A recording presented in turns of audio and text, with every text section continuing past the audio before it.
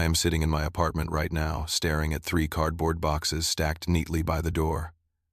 Inside those boxes is everything Harper left behind when she moved out a month ago, asking for space to find herself. 3 years together and it all came down to this. I thought giving her time was the right thing to do. I thought she would come back ready to commit.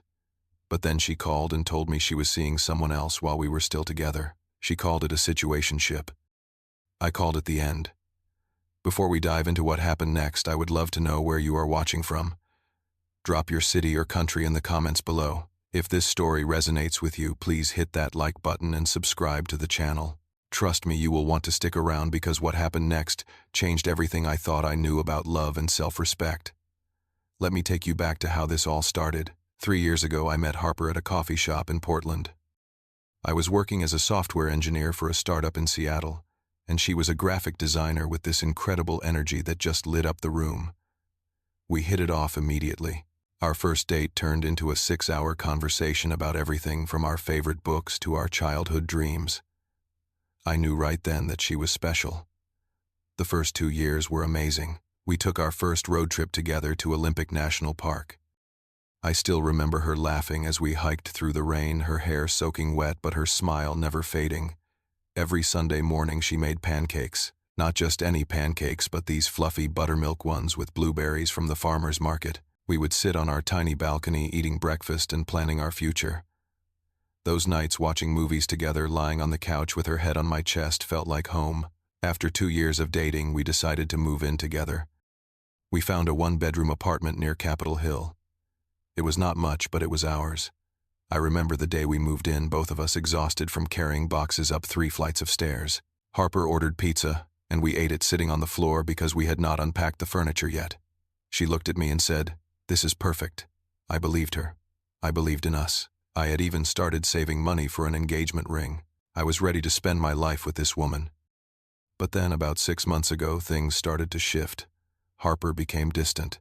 She spent more time on her phone, always texting someone. When I asked who she was talking to, she would say it was just work or friends. She started going out more often, saying she had late nights at the office or plans with her girlfriends. At first, I did not think much of it. People go through phases, right? They need their own space sometimes, but the distance grew wider. I tried to close that gap. I cooked her favorite meals, Italian chicken with garlic and rosemary. I suggested weekend getaways to the coast, just the 2 of us. But every time she had an excuse. She was too tired. She had a deadline. She had already made plans. Her responses became shorter, colder. The warmth that used to fill our home started to fade, replaced by this uncomfortable silence I could not quite name. Then came the Friday night that changed everything. Harper came home from work, sat down on the couch, and asked if we could talk. My stomach dropped. I knew from her tone that this was not going to be good. She looked at me with these sad eyes and said she needed space. She said she felt like she had lost herself in our relationship and needed time alone to rediscover who she was. Those words hit me like a punch to the gut. Lost herself. We had built a life together. How could she feel lost when I was right there beside her? Harper explained that she wanted to move out temporarily, stay with her best friend Jade for a month or so. She promised it was not permanent. She said we were still a couple, she just needed some breathing room. I did not understand, but I loved her. If space was what she needed, I would give it to her. I did not want to be the kind of boyfriend who held her back or made her feel trapped. So I agreed. We hugged that night and she promised to stay in touch every day. She said this was just a pause, not an ending. The first week after she left was hard. The apartment felt too big and too quiet without her, but Harper kept her promise. She texted me every morning, sent me photos of sunsets, called me before bed. I missed her terribly, but I told myself this was temporary. We would get through this. The second week, the messages started coming less frequently. She was busy, she said. Exploring new hobbies, reconnecting with old friends. I understood. Or at least I tried to. By the third week, Harper told me she was doing yoga classes, going to a new gym, meeting new people. She seemed happier, lighter. I wanted to be happy for her, but there was this gnawing feeling in my chest that something was not right. I pushed it down. I trusted her. She said we were still together, and I believed her. But deep down, I knew things were changing in ways I could not control. Then came the phone call that shattered everything. It was a Wednesday evening, the 4th week since Harper had moved out. I was sitting on the couch trying to distract myself with a basketball game when my phone rang. It was Harper. Her voice sounded different, nervous but also weirdly confident. She said she needed to be honest with me about something. My heart started racing. I knew whatever she was about to say would hurt. Harper took a deep breath and told me that during this time apart she had met someone. His name was Kyle. He was a personal trainer at the gym she had recently joined. She said they had been spending time together getting to know each other. Then came the words that made my blood run cold. "It is not serious, Dawson. It is just a situationship. We are exploring. I still love you, but I need to figure out what I want before I fully commit to us." I could not speak. My brain was trying to process what she had just said. A situationship. She was seeing someone else while we were supposedly still together. She kept talking, filling the silence with explanations. She said she needed to explore her options to make sure she was not settling. She insisted that I was still her boyfriend, that this did not change what we had.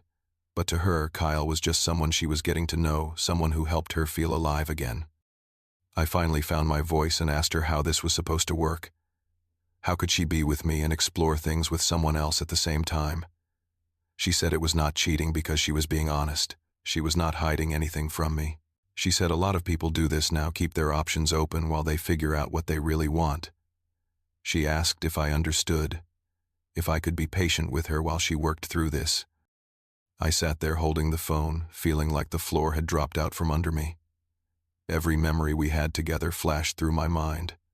The road trips, the Sunday pancakes, the nights we stayed up talking about our future. And now she was telling me I was not enough, that she needed to see if there was something better out there before she could be sure about us.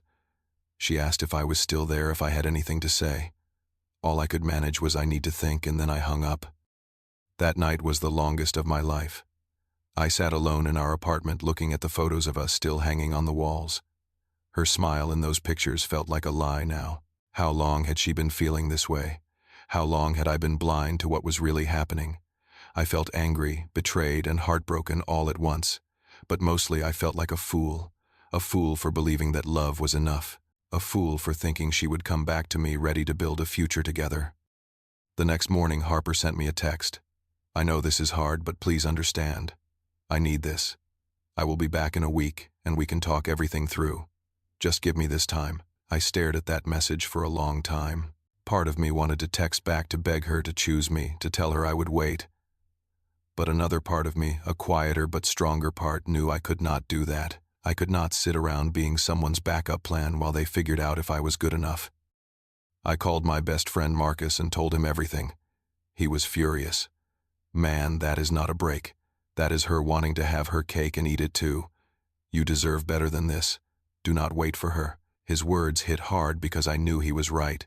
I also called my older sister Lauren, who had been through a rough divorce a few years back.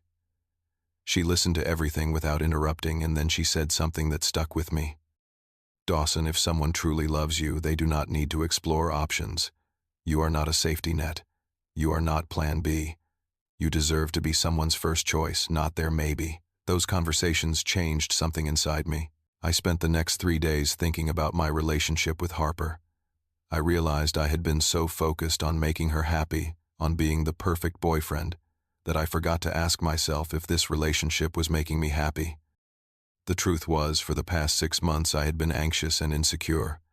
I had been bending over backward to win back her attention, her affection. And for what? So she could go out and explore her options while keeping me on hold. By the 3rd day, I had made my decision.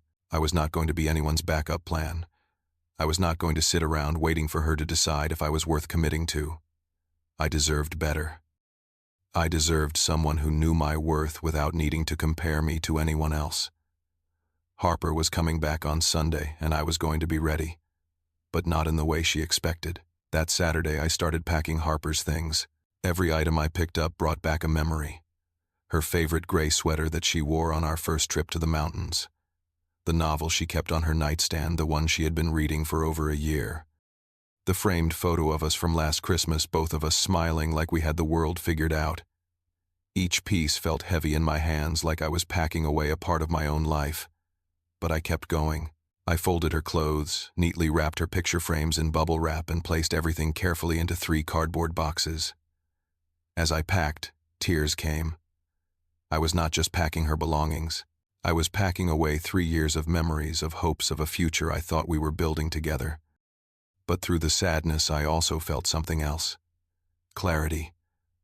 For the first time in months, I knew what I needed to do.